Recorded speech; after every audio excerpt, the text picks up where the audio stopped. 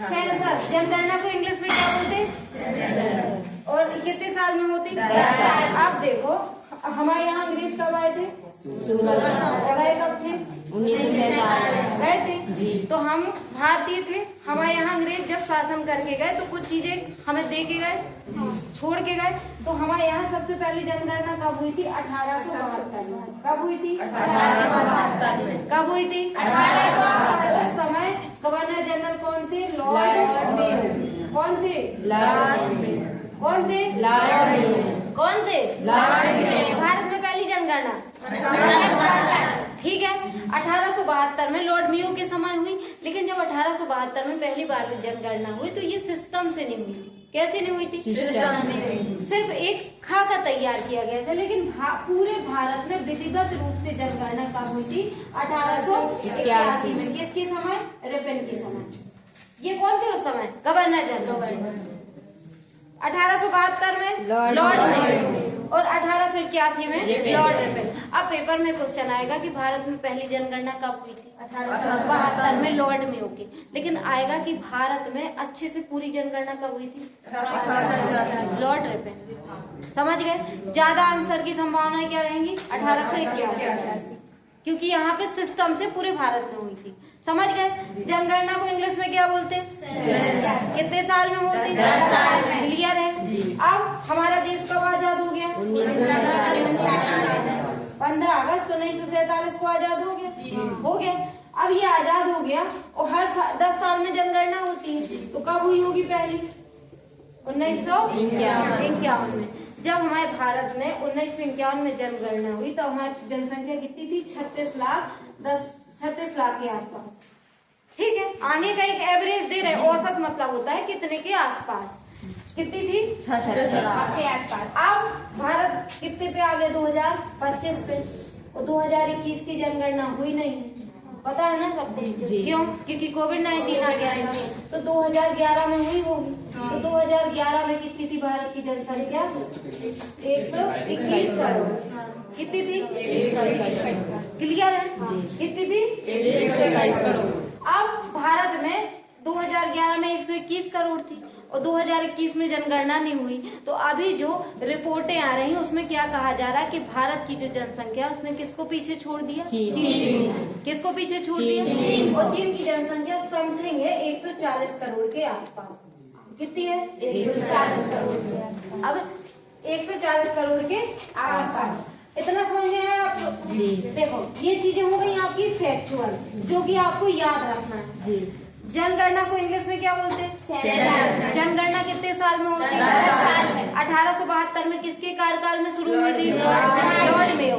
1881 में किसके समय? लॉर्ड रिपन के समय। क्लियर हुआ? भारत में स्वतंत्र भारत में पहली जनगणना 1951 में। आज 2000 लास्ट जनगणना कब हुई भारत की? 2000। क्लियर?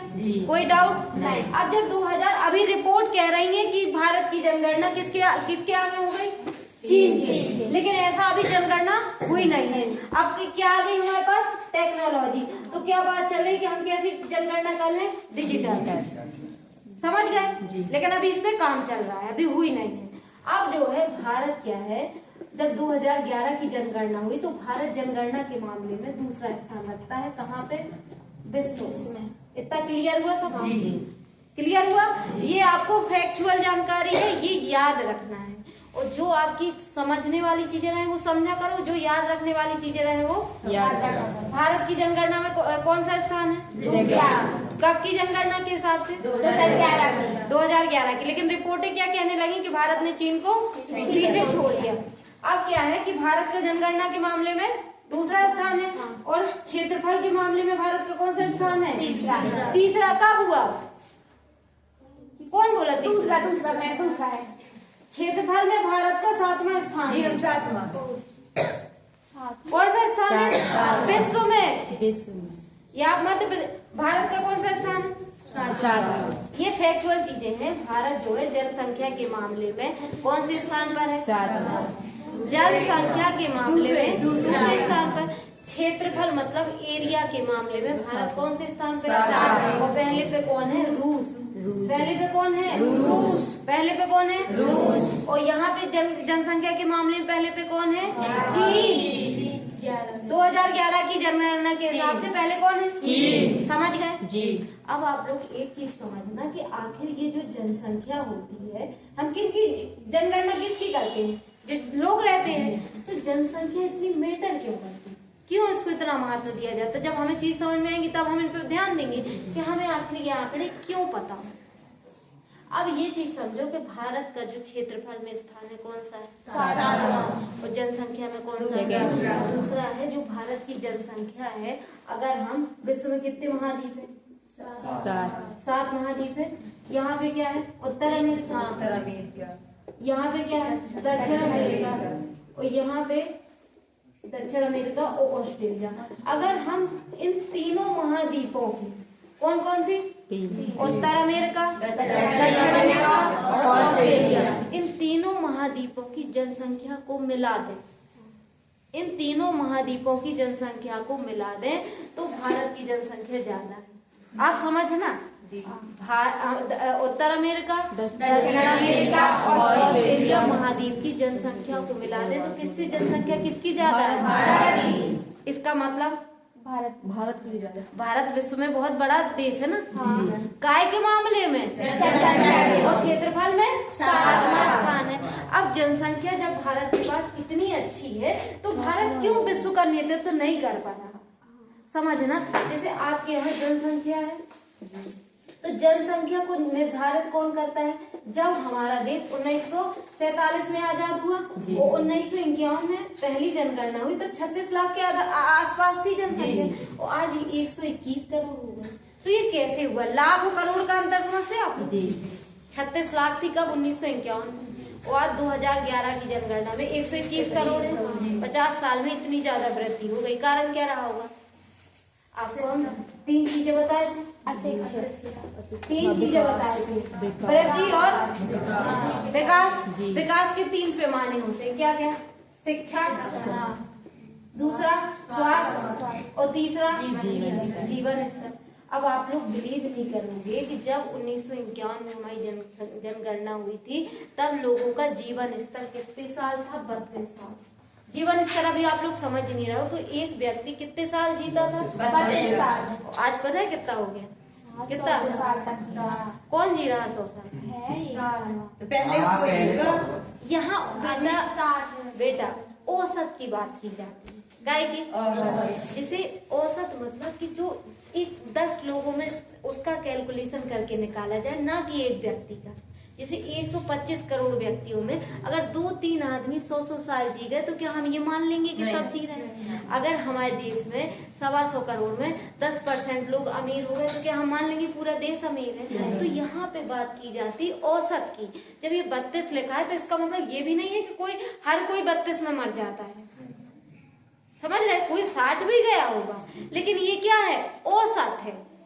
ऐसे ही आज के समय जो भारत का औसत है जीवन स्तर का, वो पता है कितना है? 78 साल। कितना है? 78 साल। कितना बड़ा चेंज। समझ रहे हैं? ये कैसे आया होगा? तो हमने आपको बताया था कि वृद्धि और विकास 2 चीजें होती। वृद्धि और विकास, विकास में 3 चीजें आती, शिक्षा, स्वास्थ्य, जीवन स्तर। जब भारत 15 अगस्त 1947 को आजाद हुआ तो भारत में क्या थी? अशिक्षा थी, गरीबी थी, स्वास्थ्य के प्रति क्या नहीं थी? जागरूकता नहीं थी। जब भारत ने इन सब पे काम किया तो क्या हुआ? जीवन स्तर लोगों का बढ़ गया। जीवन स्तर बढ़ गया। तो फिर आज हमारे देश की जनसंख्या क्या हो गई? बढ़ गई। समझ रहे हैं? अब क्या है कि जो इंडिया है, अभी जो सारे देशों में अपने देशों का, जैसे आप लोग कोई भी पॉलिसी बनाते, नीति बनाते तो एक देखते हो कि कैसे इसको किस दिशा में मोड़ा जाए। तो अभी जो विश्व के सभी देश अपनी अपनी अर्थव्यवस्था बनाते तो वो ये देखते हैं कि किसके मार्केट को लुभाया जाए? इंडिया की। क्योंकि यहाँ क्या है? जनसंख्या ज्यादा है। यहाँ जनसंख्या ज्यादा है, यहाँ के लोग जिस चीज को पसंद करेंगे वो चल जाएगी और जो ये नहीं करेंगे तो नहीं चलेगी। क्योंकि ये कितने देशों के समूह को भी फेल करेगी जनसंख्या में? उत्तर अमेरिका, दक्षिण अमेरिका, ऑस्ट्रेलिया महाद्वीप। समझ गए? तो जब भारत में ये चीज फोकस की गई तो भारत में क्या है कि जनसंख्या जो होती है उसके फैक्टर क्या क्या होते? सामाजिक क्या क्या होते? आर्थिक, भौगोलिक और क्या क्या होते? बोलो सामाजिक, आर्थिक, भौगोलिक और राजनीतिक।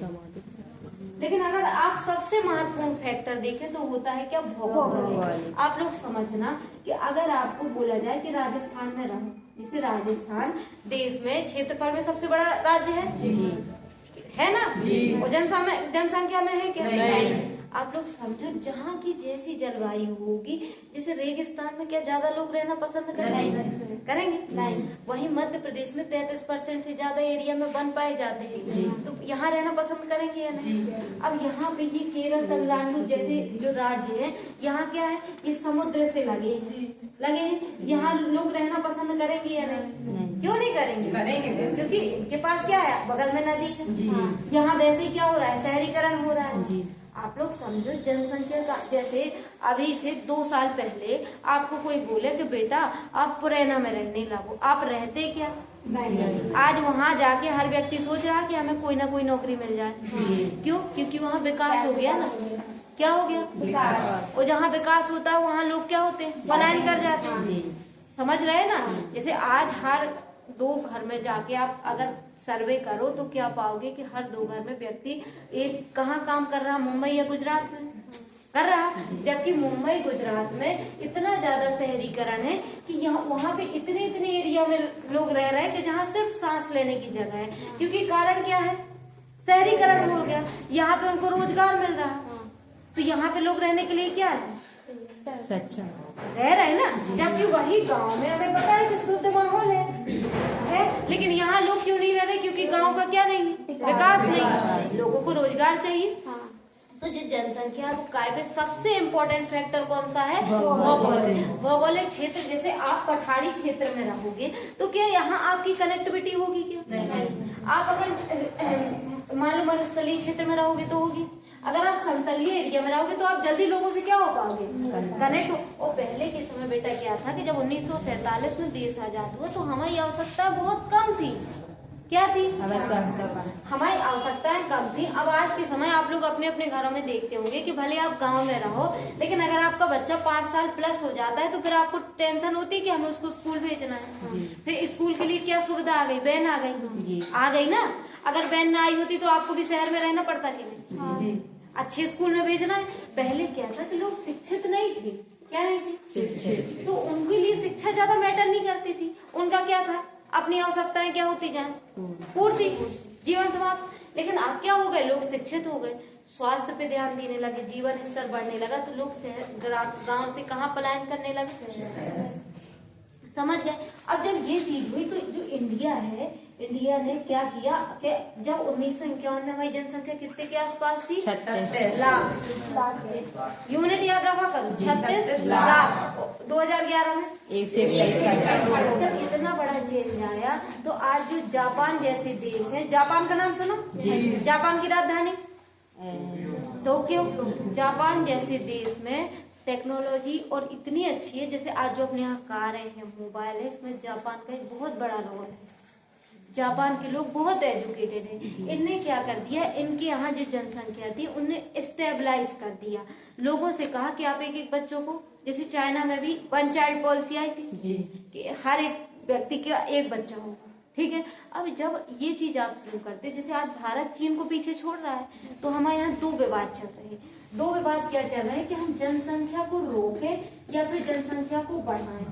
क्या करें, उसका कारण क्या है कि अगर देखो हमारे पास संसाधन है सीमित, जैसे ये क्लास है तो ये तो इतने ही रहने वाली है ना, रहने वाली है। अब इसमें आप चाहे 200 बच्चे ले आओ, चाहे 50 ले आओ, लेकिन इसका एरिया यही रहेगा।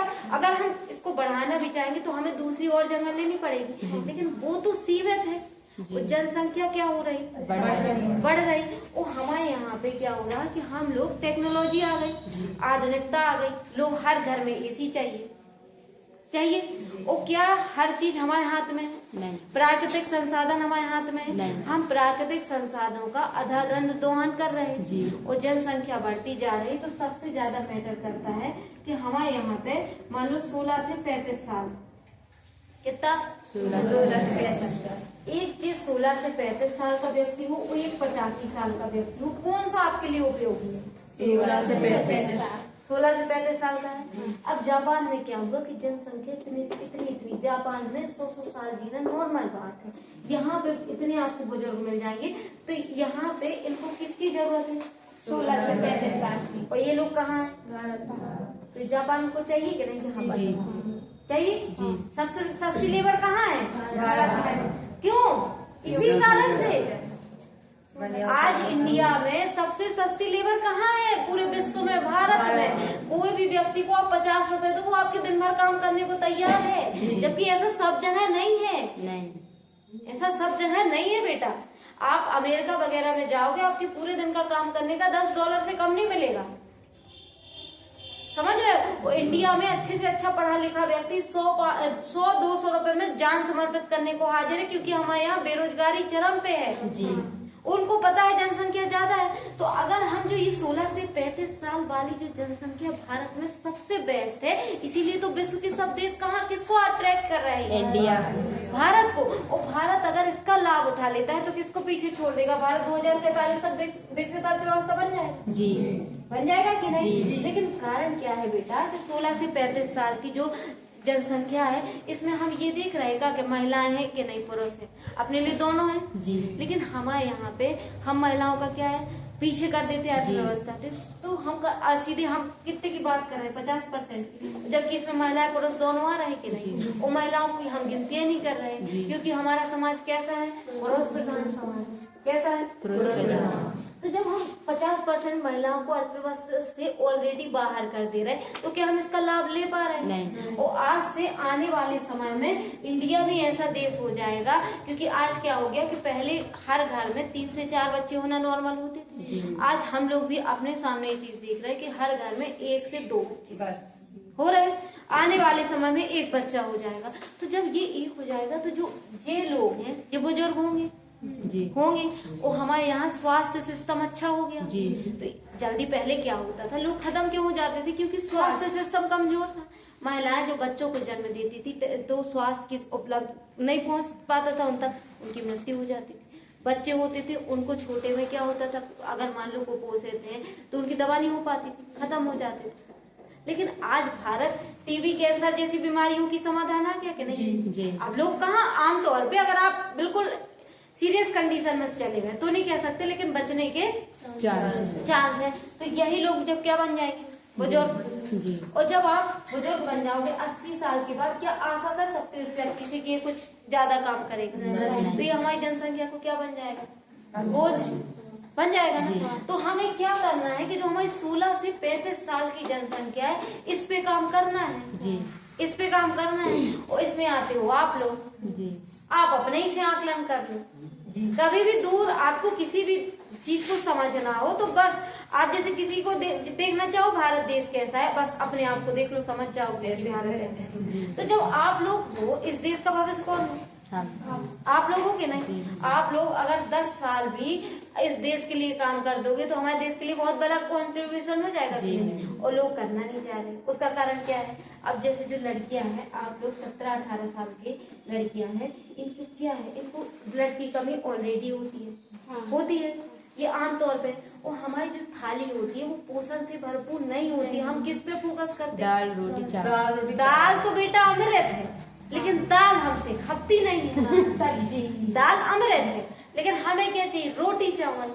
क्या चाहिए? रोटी चावल। और रोटी चावल दोनों में कार्बोहाइड्रेट है, और दाल में बेटा प्रोटीन है। आप 1 कटोरी अगर दाल खा लेंगे तो आप दिन भर कुछ ना खाओ, कुछ कोई दिक्कत नहीं होती।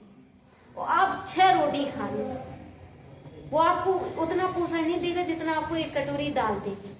आप अगर आप सब गांव से हो, आपके आसपास पालक के पत्ते तो लगे होंगे, लेकिन कितने खा लेते? क्योंकि उन्हें पता ही नहीं है कि इसमें आयरन पाया जाता है। अगर आप 4 रोटी ना खाओ, सिर्फ आयरन 4 पत्ते तोड़ कर खा लो, आप पौष्टिक रहो। लेकिन हमारे यहाँ पोषण की जागरूकता नहीं है। जब ये 16 से 35 साल का व्यक्ति कब हमारे देश में अर्थव्यवस्था में योगदान देगा? जब वो स्वस्थ होगा। जी।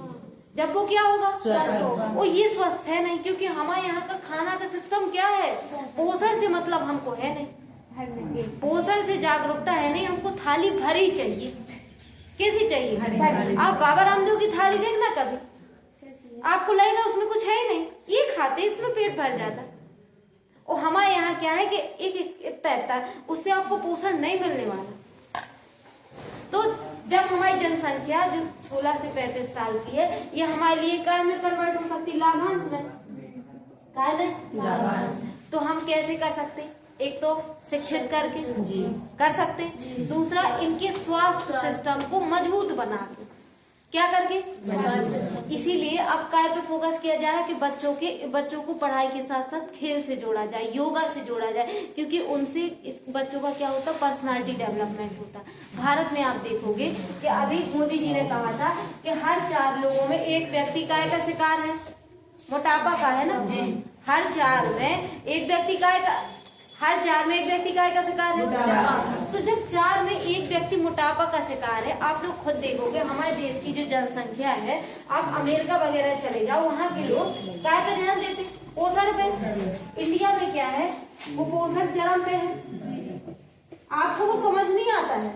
अभी आप सब लोग का अगर स्वास्थ्य चेकअप कराया जाए, आप लोग बीच में आ जाओ, सिर्फ पैमाना वो नहीं होता कि आप लोग ये खा रहे हैं या ये चीज, लेकिन कुपोषण हो गया, स्टंटिंग हो गया, वेस्टिंग हो गया। क्या है कि अभी एक दिन फोटो देखी थी कि एक लड़की थी, करीब रही होगी 5-6 साल की, और वो जो वेस्ट होता है कचरा, उसमें से खाना खा रही थी। आप लोग सिर्फ इस फोटो से क्या समझ रहे कि हमारे देश में जहाँ एक तरफ हम किसी शादी में जाते तो हमें, अगर हमने एक थाली ली तो हम उसका एक थाली ली, किसी के यहाँ शादी में गए, इसका 1% हमें जो टेस्टी लगा वो हमने खाया, और जो इसका 99% हमें पसंद ही नहीं आया वो हम फेंक देते।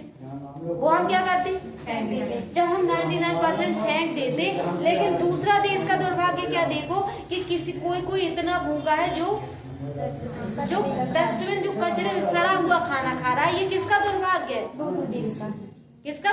दूसरे देश का दुर्भाग्य, हमारे देश का दुर्भाग्य। आज भारत की स्थिति क्या है कि हमने आपको MSP बताया था, आप लोग हर चीज को इंटरलिंक किया करो। अगर आज आप लोग इन चीजों को समझ गए और इन पे काम करना शुरू कर दिया तो 1% कॉन्ट्रीब्यूशन होगा, लेकिन यही चीज हमारी जनसंख्या को क्या बदल देगी, काय में लाभांश में और वरदान में। काय में लाभांश, और नहीं तो काय में बदल जाएगा। और हम सब काय में बदलने में लगे हैं या नहीं? आज हमारे यहाँ पे हमने अभी धान खरीदी, धान हुई सबके यहाँ। अब क्या होगा, ये धान से चावल बनेगा, ये चावल जाके सरकार खरीदेगी, क्या देगी आपको? MSP देती है, समझना आप। अब सरकार को भी खाना नहीं है, सरकार को भी खाना नहीं है, लेकिन ये जो सरकार ने खरीदा, किससे खरीदा? किसानों से। ये खरीदा और इसको कहाँ रख दिया? फूड सिस्टम में। काय के लिए रख दिया? क्या हो गया, बाद में कर लेना ना, बाद में करा देना, फिर डिस्टर्ब होता ना क्लास का। ये क्या किया? खरीदा सरकार ने। जब इसको खरीदा और फिर किसके लिए खरीदा? गरीबों के लिए बेचने के लिए, गरीबों को बांटने के लिए। उनको क्या बेचेंगे? जिनके पास क्या नहीं है, भूमि नहीं है, जिनके पास क्या नहीं। तो जब ये सरकार ने खरीदा MSP के तहत, तो उसका लाभ किसको मिल गया? किसानों को मिल गया, पहली चीज। अब जो ये सिस्टम में गया तो ये किसके लिए है? किसके लिए? गरीबों के लिए है। लेकिन हमारे यहाँ पे क्या है कि जो आप लोग मंडी देखे हो, कौन कौन देखा है मंडी? कहीं की मंडी देखी हो? देखी हमने। यहाँ ये है मंडी, यहाँ हमने क्या रख दिया? गल्ला रख दिया। समझना आप लोग, यहाँ हमने गल्ला रख दिया। जब किसानों से हमने खरीद के यहाँ गल्ला रख दिया, उसके बाद ना तो कोई चेक करने जाता है, ना कोई देखने जाता है। यहाँ बड़े बड़े चूहे रहते हैं, वो कुछ दिन बाद क्या हो जाता? खराब हो जाता। वो ये किसके लिए आया था? गरीबों के लिए। इसको बांटना था। और दूसरी बात है, जो यहाँ का अधिकारी होगा या जो जिसके कंट्रोल में होगा, वो क्या करता है? ये गल्ला बेच देता है। किसको बेच देता है? साहूकारों को या दुकानदारों को, जबकि किसका था? गरीबों का। और जब ये एक साइड, समझना आपको दुर्भाग्य, एक साइड हमारे यहाँ गल्ला सड़ रहा है, एक साइड हमारे यहाँ गल्ला सड़ रहा है, और दूसरी तरफ हमारे यहाँ बच्चे काय में खा रहे सराका, तो ये किसका दुर्भाग्य? देश का। समझ रहे हैं आप लोग? सोचो अगर हमारे यहाँ कोई सड़ा खाना खा रहा है तो इसका मतलब उसकी चरम सीमा सोचो कि आपको अगर कोई खाना दे और वो सड़ा हुआ आप लोग खाएंगे क्या? लेकिन जब उसकी भूख की सीमा क्रॉस कर गई हो तब उसने खाया होगा जी। जब उससे क्या होगा? जब रहा नहीं गया होगा। तो ये किसका दुर्भाग्य है? देश का। तो हम अपनी जनसंख्या को काय में हमें बदलना है। वरदान। वो जनगणना कितने साल में होती? 10 साल में। क्या सबसे पहली कब हुई थी? 1951। कॉन्सेप्ट 1800 1900 में अर्थ अंतर समझना स्टार्ट करो। जैसे आप लोग का जन्म कब हुआ? 2000 के बाद हुआ। वो हम कहते हैं तुम्हारा जन्म 1807 में हुआ था, तो तुम पता है बोलोगी मैम 200 साल के पहले नहीं हुआ था, लड़ जाओगी हमसे। ऐसे ये नहीं कहा करो बेटा, है अंतर समझ रहे? मेयो कब थे? लॉर्ड मेयो कब थे? 1872 में। लॉर्ड रिपन कब थे? 1886। समझ गए? अब ऐसे कहोगे तो फिर हम भी आपको कहेंगे कि आप बेटा 2000 के नहीं हो, आप 1500 के हो। समझ गए? अंतर होता ना एक, आप लोग अंतर गिनती होती, उस अंतर को समझा करो। समझ गए? तो जनगणना कितने साल में होती? 10 साल में। जनसंख्या जो जनसंख्या होती है उसको निर्धारित 4 फैक्टर करते: सामाजिक, आर्थिक, भौगोलिक, राजनीतिक। जो सबसे बड़ा फैक्टर होता है भौगोलिक, कि आप किस पृष्ठभूमि में, जो आपका भौगोलिक क्षेत्र है वो कैसा है। जैसे मध्य प्रदेश कैसा राज्य है? यहाँ पे फॉरेस्ट अच्छा है, जंगल। जो मध्य प्रदेश का 33% से अधिक एरिया है वो कैसा है? वन है। जो राजस्थान है वो कैसा है? मरुस्थली है जी। समझ गए? अब आप कहो कि यहाँ पे धान होगा 2 में, पॉसिबल है क्या? नहीं है ना। मरुस्थली क्षेत्र में यहाँ पानी की क्या है? कमी है। अब वही आप जाओ कहाँ? उत्तर प्रदेश में। अब जो हम आपको बताए थे कि भारत जो है वो जनसंख्या के मामले में कौन सा स्थान है? सेकंड। क्लियर? और क्षेत्रफल के हिसाब से अब जो उत्तर प्रदेश है, जो हम आप लोग अंतर समझो। पहले हम विश्व की बात कर रहे थे, विश्व में भारत का कौन सा स्थान है? 7वां। जनसंख्या में दूसरा। विश्व में थे, अब हम आ गए कहाँ? भारत के अंदर। जैसे इस कॉलेज की बात की जाए तो बाहर तक रहेगा, लेकिन इस क्लास की बात की जाए तो सिर्फ ये परिवेश आएगा। अब हम आपसे क्वेश्चन कह रहे हैं कि भारत में किस राज्य में सबसे ज्यादा जनसंख्या है? उत्तर प्रदेश। समझ गए? अब हम आपसे पूछे कि मध्य प्रदेश का जनसंख्या में कौन सा स्थान है? दूसरा। मध्य प्रदेश का जनसंख्या में कौन सा स्थान है? उस दिन बताए थे ना, 6वां। पहले 2011 की जनगणना में मध्य प्रदेश का कौन सा स्थान था? लेकिन 2 जून 2014 को क्या बन गया? तो मध्य प्रदेश कौन सा राज्य आ गया? 6वां। और क्षेत्रफल के मामले में मध्य प्रदेश का कौन सा स्थान है? दूसरा है। समझे? अंतर समझे, रिलैक्स हो एकदम, स्ट्रेस फ्री, भूल जाओ सब। भूल गए? जनगणना को इंग्लिश में क्या बोलते हैं? कितने साल में होता है? सबसे पहले किसने करवाई थी? 1800। फिर दोबारा क्लियर? कोई स्ट्रेस तो नहीं? स्वतंत्र भारत में पहली जनगणना क्लियर? लास्ट जनगणना भारत में कब हुई? 2011 में। क्लियर? अब आप बताइए, जो भारत है, भारत विश्व में जनसंख्या के मामले में कौन से स्थान पे? क्लियर? पहले पे कौन से सन में? 2011। कोई डाउट नहीं? बिल्कुल दिमाग को रिलैक्स, प्रेशर नहीं देना। क्लियर? भारत क्षेत्रफल के मामले में कौन सा स्थान है? पहले नंबर पे। क्लियर? अब भारत के अंदर आओ, बाहर छोड़ दो, अंदर आओ। भारत के अंदर जनसंख्या किस राज्य में सबसे ज्यादा है? क्लियर? अब हम कहाँ के निवासी? मध्य प्रदेश। थोड़ी इधर भी देख लें। मध्य प्रदेश में किस राज्य? मध्य प्रदेश का जनसंख्या के मामले में कौन सा स्थान? 2011 की जनगणना में कौन सा था? 7वां। लेकिन 2 जून 2014 को तेलंगाना राज्य बन गया, तो आंध्र प्रदेश बट गया, तो आंध्र प्रदेश की जनसंख्या कम हो गई, तो मध्य प्रदेश कौन सा स्थान होगा? लेकिन अगर पेपर में आएगा कि 2011 की जनगणना के अनुसार मध्य प्रदेश का जनसंख्या के मामले में कौन सा स्थान था? क्लियर? अब क्षेत्रफल के मामले में किस राज्य का सबसे ज्यादा क्षेत्रफल है? राजस्थान। मध्य प्रदेश का कौन सा स्थान? किसके बाद? क्लियर? कोई डाउट नहीं। अब हम बात क्या कर रहे हैं कि उत्तर प्रदेश की जनसंख्या सबसे ज्यादा है। कहाँ पे? भारत में। तो क्यों है? क्यों है? क्यों है बताइए। क्योंकि हम क्या बताए, जनसंख्या को कौन से 4 फैक्टर इम्पोर्टेंट, सामाजिक, आर्थिक, भौगोलिक, राजनीतिक। जब ये 4 फैक्टर हम देखते हैं तो 4 फैक्टर में जो उत्तर प्रदेश है, यहाँ क्या है? हिमालय। समझना, यहाँ क्या है? हिमालय। यहाँ क्या है? दिल्ली। क्या है? दिल्ली। यहाँ से लगा अपना मध्य प्रदेश। अब जो हिमालय वाला क्षेत्र है, यहाँ से क्या निकलती हैं? नदियाँ। नदियाँ कौन सी? गंगा, यमुना, सरस्वती। प्रयागराज आ जाओ, प्रयागराज में 3 नदियाँ मिलती जी। कौन कौन सी? सरस्वती। अब समझ आप लोग, यहाँ कोई आए कोई जाए, अपना कंसंट्रेट मत हिलाया करो। आप लोग आए हो ना कुछ सीखने, अगला व्यक्ति कब आ रहा कब जा रहा क्या मतलब अपन को? क्लियर? यहाँ पे क्या है? प्रयागराज। उत्तर प्रदेश की जनसंख्या ज्यादा है, ये तो अपन को याद हो गया। अगर अपन को ये और पता चल जाए कि क्यों है तो और आसानी हो जाएगी कि नहीं। यहाँ पे क्या है? हिमालय है। यहाँ हिमालय है तो यहाँ से नदियों का उद्गम होता है। गंगा, यमुना, सरस्वती निकलती। ये मेन नदियाँ हैं, छोटी भी और है, घाघरा, गंडक, कोसी। तो जब ये नदियाँ यहाँ से निकलती हैं तो यहाँ की जमीन कैसी होगी? उपजाऊ होगी कि अनुपजाऊ? होगी।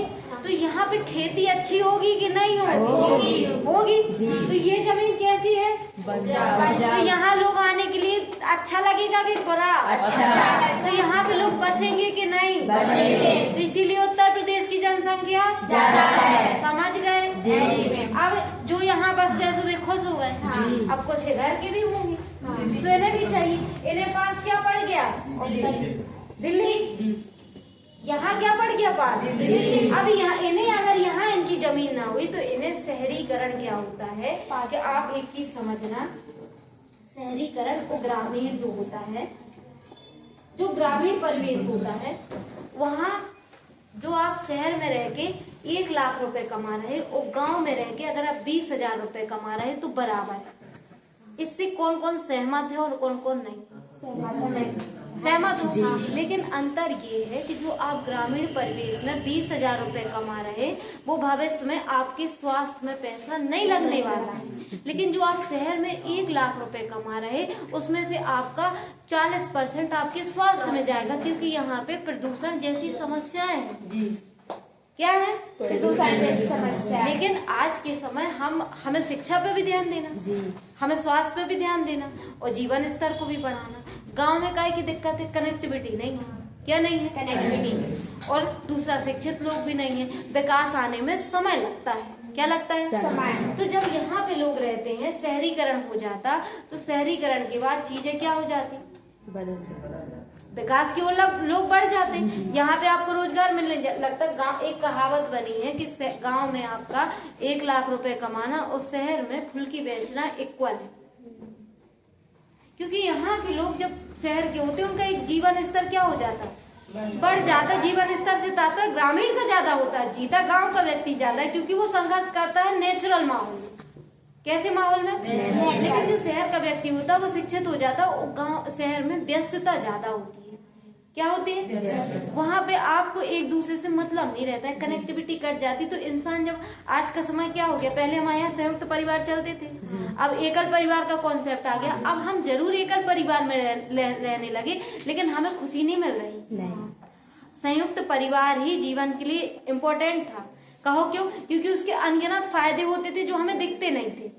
लेकिन क्या है कि जब संयुक्त परिवार से लोग एकल परिवार में आने लगे तो हर चीज अच्छी भी होती है और थोड़ा सा बुरी भी होती है। पहले क्या होता था, महिलाएं शिक्षित नहीं होती थी तो वो अपना सारा समय परिवार को देती थी। अब महिलाएं क्या हो गई?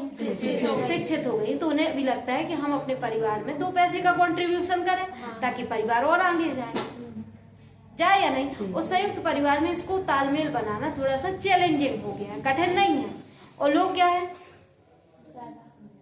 अकेले रहना ज्यादा प्रेफर करने लगे, क्योंकि उनपे कोई क्या नहीं रहेगा, दबाव नहीं रहेगा। लोग प्रेशर झेलना भी नहीं चाहते। अब इसके बाद है सबसे ज्यादा जनसंख्या उत्तर प्रदेश। क्लियर हो गया? पहले नंबर पे उत्तर प्रदेश। दूसरे नंबर पे महाराष्ट्र। हाँ महाराष्ट्र। चाहे जहाँ जिसको चाहे जिसको जहाँ हो। तीसरे नंबर पे बिहार। चौथे नंबर पे पश्चिम बंगाल।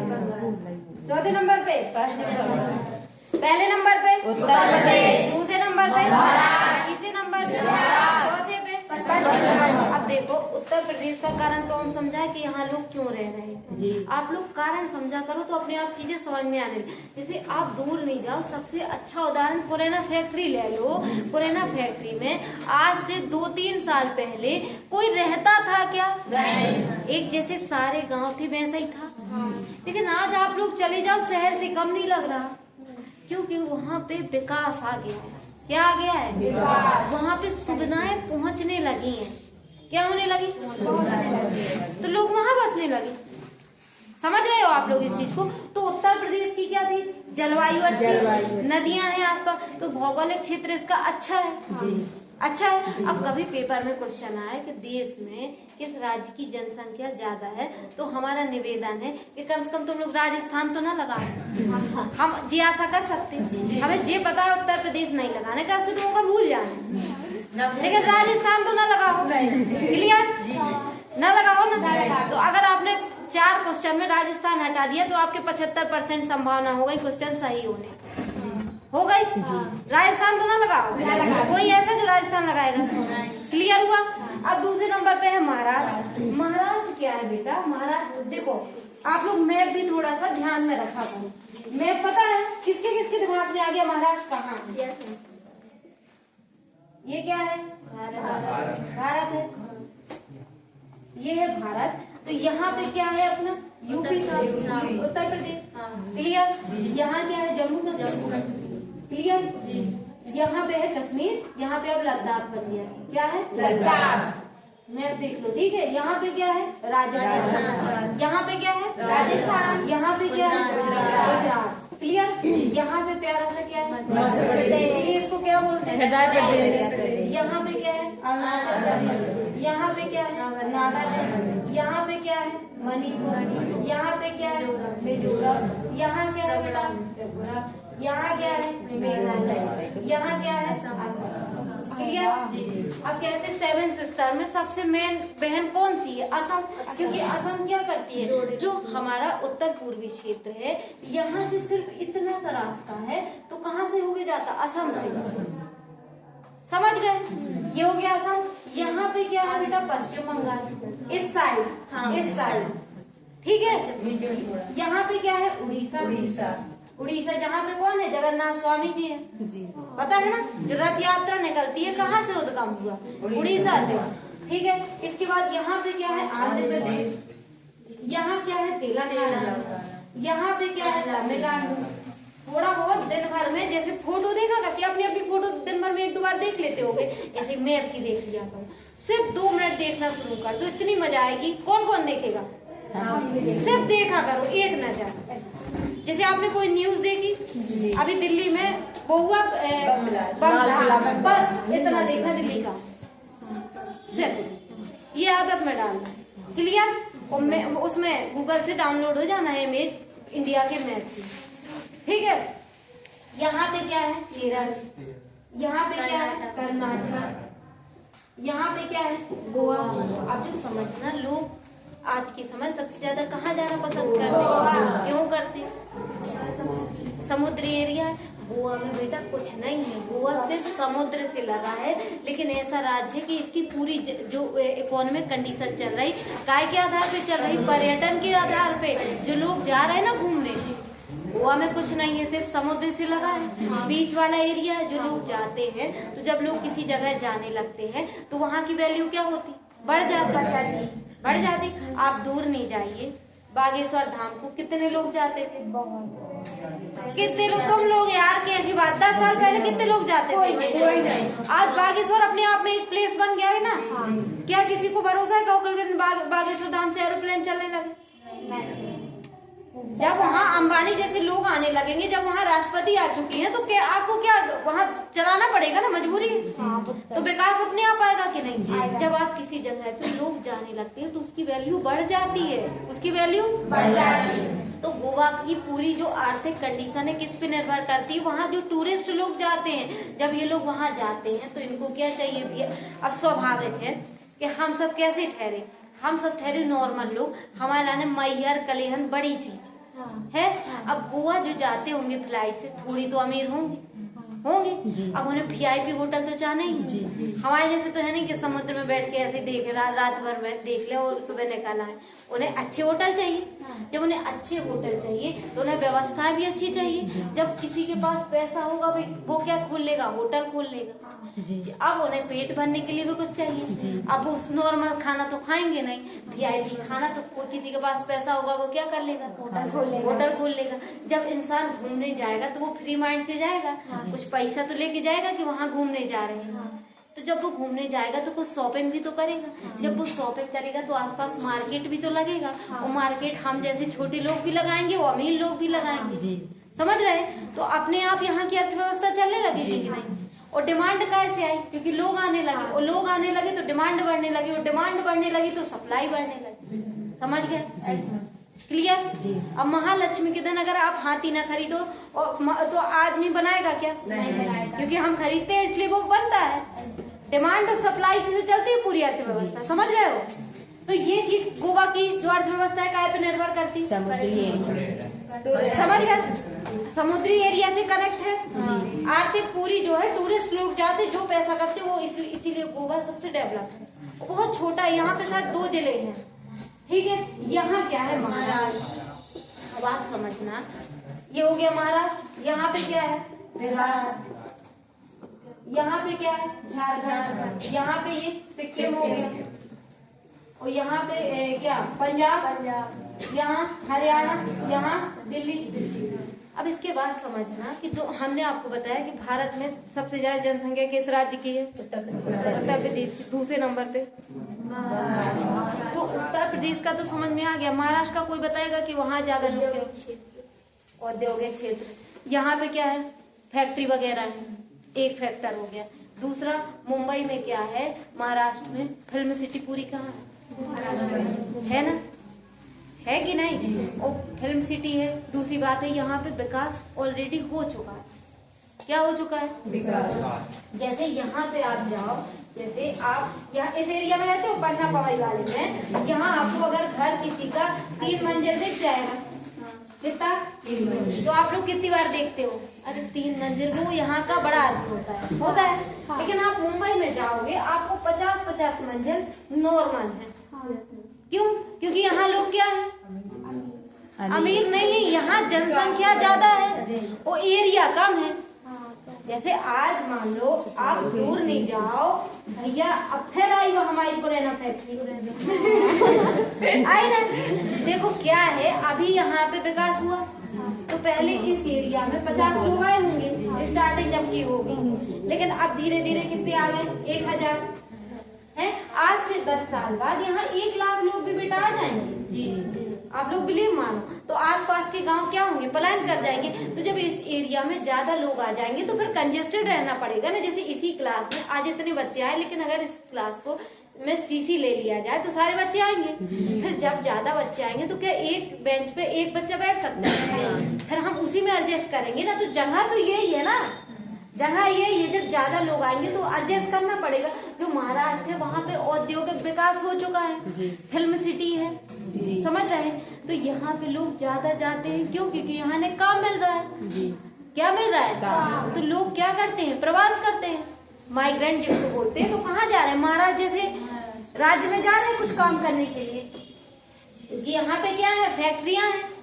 समझ रहे हो आप लोग? तो जब ये लोग आएंगे तो यहाँ पे प्रेशर बनेगा ना, काय पे?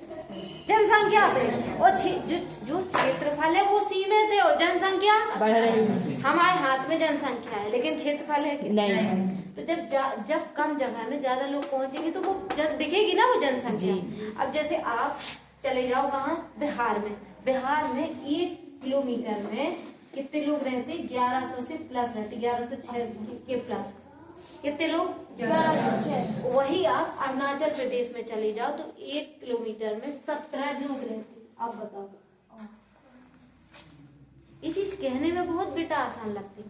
बिहार की, इसीलिए बिहार की जनसंख्या भी बहुत कम नहीं है, यहाँ का सबसे ज्यादा जनसंख्या घनत्व है। समझ रहे हैं अंतर? और यहाँ पे क्या है, अरुणाचल प्रदेश विकास नहीं है, कनेक्टिविटी नहीं है, तो यहाँ पे लोग कम रहते हैं। समझ रहे हो? तो जहाँ पे विकास होगा वहाँ पे क्या होगा, जनसंख्या घनत्व ज्यादा होगा ना। जहाँ विकास होगा वहाँ ज्यादा लोग रहेंगे। जैसे आप दूर नहीं जाओ, क्या पवई आज से पहले ले लो इतने घर बने थे क्या? नहीं। अब विकास होने लगा तो लोग रहने लगे, क्योंकि क्या विकास के 3 फैक्टर होते हैं ना। कौन कौन से? शिक्षा, तीनों फैक्टर के कारण चलती। समझ में आया? अब इतने सारे फैक्टर याद हो गए, अच्छाई करें। जनगणना को इंग्लिश में कितने साल में?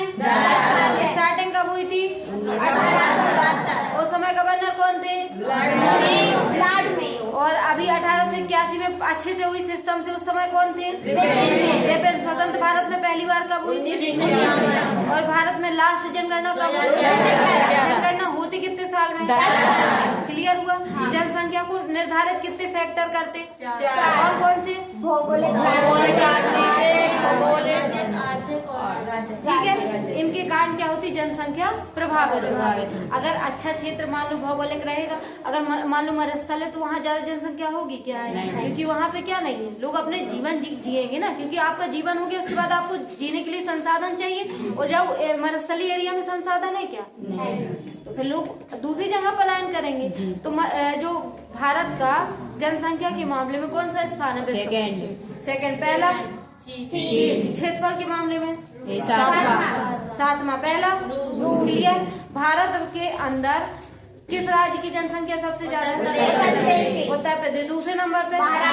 तीसरे नंबर? चौथे नंबर?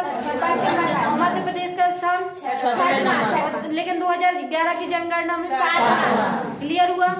मध्य प्रदेश में जनसंख्या घनत्व कितना है? 382 व्यक्ति प्रति वर्ग किलोमीटर। कितना? 382 मतलब 1 किलोमीटर में कितने लोग रहते हैं? 382। कितने? 382। और भारत का कितना? मध्य प्रदेश का कितना है? 236। मध्य प्रदेश का 236। और सबसे ज्यादा किस राज्य का है? कितना? 1100 प्लस है, 1106 के आसपास है। समझ गए? सबसे कम किसका है? समझ पा रहे हो? हवा में तो नहीं हो? पक्का? मजा आई?